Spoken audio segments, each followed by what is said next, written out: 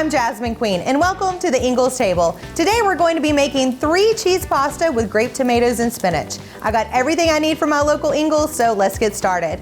I've already put some bacon in the skillet. I diced it up and it's in here cooking with some freshly chopped garlic. Next, we are going to add some tomatoes. I got a little mixture of tomatoes here. I got yellow, orange, and red, just to give the dish a little bit more color. We're gonna let these tomatoes sizzle just for a minute. While that's working on that, let me tell you about the noodles. So I just picked one of my favorite pastas at Ingles, y'all. If you go down the pasta aisle at Ingles, there are so many options. So I just like to find one that looks fun and give that a try. So I cooked that. The package said to cook it for about 10 minutes, so I cooked it for 8. Whatever the package says, you want to subtract about 2 minutes from that because you want them to be a little al dente. I drained those and I put these aside, so we're gonna put those in this in just a minute. Let these tomatoes get a little cooked here.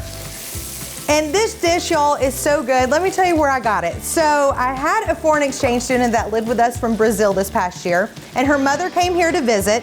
And when she came, she says, I want to cook for you my favorite dish that that I have. So this is what she made for us. And I said, oh my gosh, I have to take this and I have to share it with everyone out there that watches these Ingles table videos because y'all, this dish is absolutely amazing. I think you're going to love it. It looks like it's really hard, but it's actually a pretty easy dish to come together. All right, so the tomatoes look like they look perfect in here. We're gonna start with some heavy whipping cream, and we're just gonna wanna put that in slowly and whisk this as it's going in. There we go. And now comes the fun part. So the 3 cheeses that I'm picking today, and again, pick your favorite. I'm putting in some Gouda. And you can go back to the cheese section at Ingles, y'all, and there are so many different cheeses back there to choose from. Gorgonzola would also be good in this.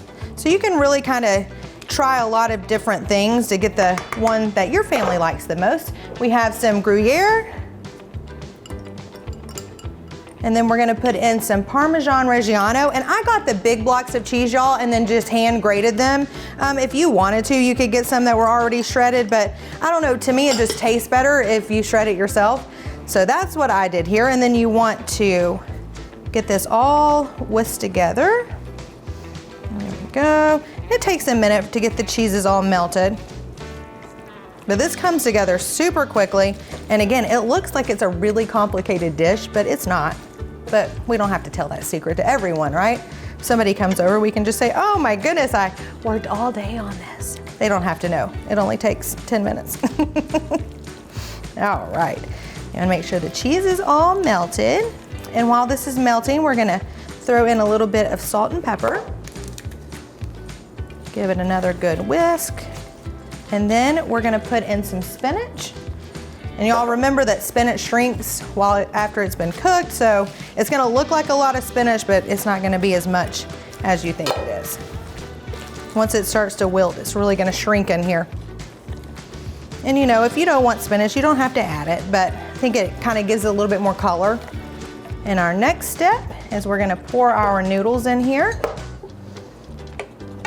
And again, you can pick any kind of noodles for this. You could do brown rice noodles, you could do whole wheat noodles, whatever you would like to do. And then you're just gonna be careful, you're gonna fold this over. Make sure you're coating all of the noodles. And if you wanted to, you could even put some chicken in this if you wanted some protein, or you could serve it on the side. All right, so we're gonna get this plated up and then I'm gonna show you what it looks like when we're done.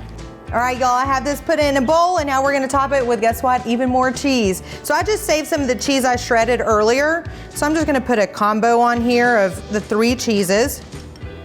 There we go. And then we're going to add a little Italian parsley to the top. There we go, and voila, dinner is served. I hope you all enjoyed this dish just as much as my family does. Thank you for joining me here at the Ingles table. Remember to check out the website for more tips, tricks, and recipes. I'll see you next time.